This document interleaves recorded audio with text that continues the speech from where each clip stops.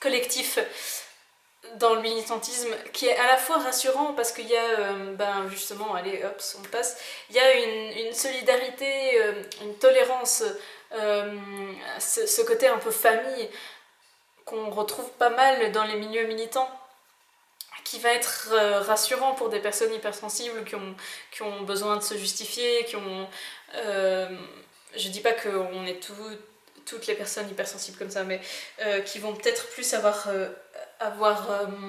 besoin de l'estime des autres et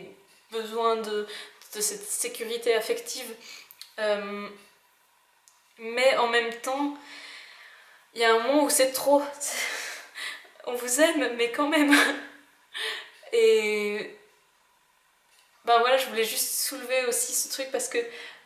moi, il y a très souvent des moments où je me sens mal quand je fais en fait des actions, mais en même temps,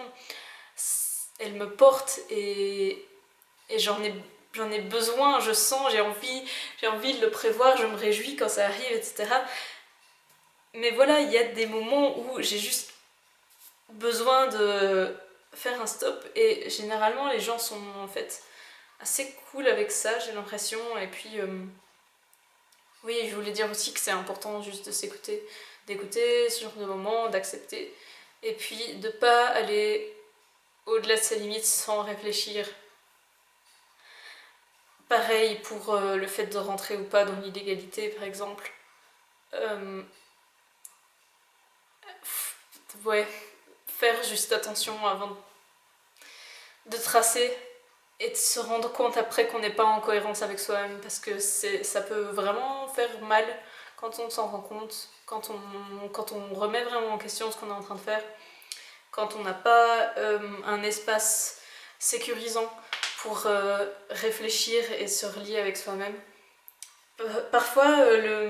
dans des grosses actions ou quoi, on peut être tellement porté par le mouvement, par les autres, qu'on se perd soi-même. Et le moment